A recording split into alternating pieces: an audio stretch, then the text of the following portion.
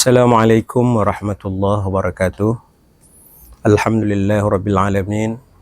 Wassalatu wassalamu ala asyrafil anbiya wal mursalin wa ala alihi washabbihi ajmain, amma ba'd.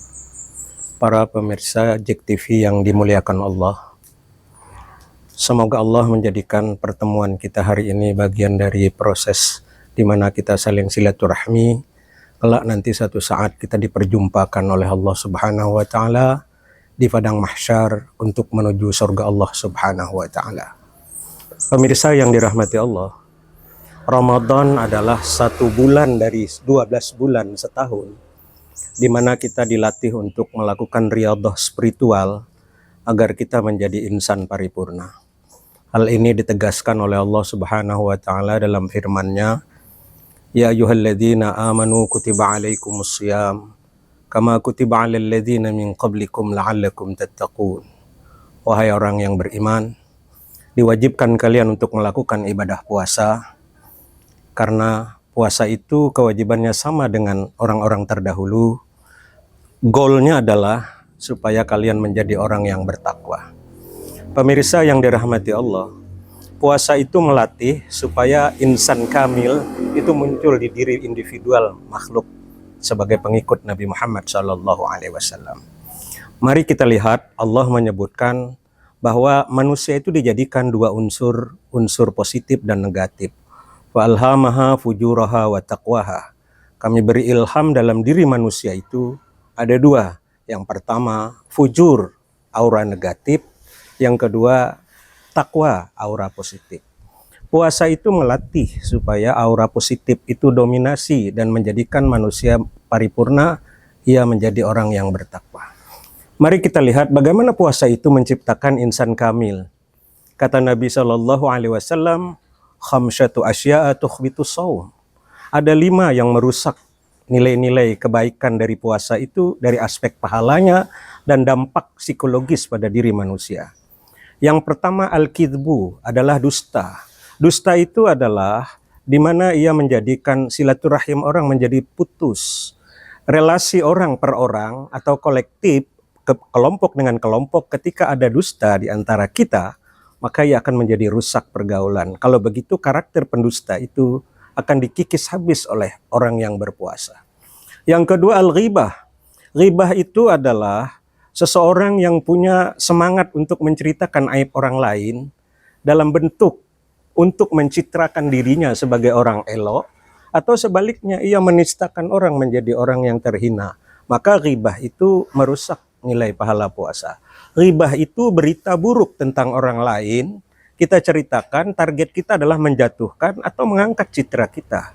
Meskipun dalam agama ghibah itu boleh diceritakan ketika kita menjadi saksi dalam sebuah pengadilan. Tapi di luar itu kita dilarang untuk ghibah. Yang ketiga an-namimah. Namimah adalah adu domba. Dalam konteks kekinian adalah provokator. Jadi provokasi terhadap satu orang atau kelompok orang yang menjadikan rusaknya silaturahim atau terjadinya permusuhan, itu dilarang orang yang berpuasa melakukannya. Makanya kata Nabi SAW, jika kamu sedang puasa, kemudian kamu menemukan problem individual atau kolektif, maka orang yang berpuasa itu dengan memegang dada sambil mengatakan, ini so'im, maaf saya lagi puasa. Karena apa? Respon orang puasa itu terhadap perlakuan jelek pada orang lain, berita buruk, maka dia tidak akan melanjutkannya. Karena apa? Mencederai pahala puasa. Yang ketiga, keempat, 1, 2 ghibah, kemudian namimah. Yang keempat adalah sumpah palsu. Sumpah palsu adalah di mana orang mengungkapkan satu kata kunci dengan wallah, tallah, atau billah. Nah, banyak orang yang hari ini dengan kata sumpah itu untuk meyakinkan orang lain bahwa argumentasinya itu valid. Tetapi ia tidak sadar bahwa sesungguhnya ia memaksakan supaya menjadi valid, maka dia menggunakan kata Allah atau wallah dengan kata sumpah. Perbuatan ini sesungguhnya merusak pahala puasa. Para pemirsa yang dirahmati Allah, yang terakhir adalah an-nazru bisyahwat. An-nazru bisyahwat itu memandang sesuatu dengan objek yang jelek karena dimotivasi oleh syahwat. Orang-orang dulu atau fikih klasik menyebutkan syahwat itu lebih kepada lain jenis. atau misalnya memandang laki dengan perempuan. Nah, hari ini di dunia LGBT, orang melihat sejenis bisa saja laki-laki sama laki-laki jatuh cinta atau perempuan sama perempuan jatuh cinta. Model seperti itu merusak pahala puasa. Saya ingin mengimprovisasi, melihat secara negatif itu juga an-nazru bi syahwat. Menjustifikasi orang salah dengan cara berpikir kita bahwa kitalah yang paling benar, itu juga termasuk berpikir yang disebut dengan an-nazru bi syahwat. Inilah maka kemudian dengan menjaga nilai-nilai yang merusak pahala puasa itu, insya Allah kita tidak menjadi orang yang integritasnya rusak, komitmennya dan tidak sportif dalam keseharian.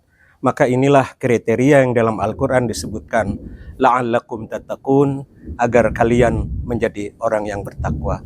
Mudah-mudahan apa yang saya sampaikan ini bermakna untuk saya dan kita semua. Semoga Allah memberkahi Ramadan kita tahun ini. Terima kasih, mohon maaf. Wallahul muwafiq ila aqwamit thoriq. Wassalamualaikum warahmatullahi wabarakatuh.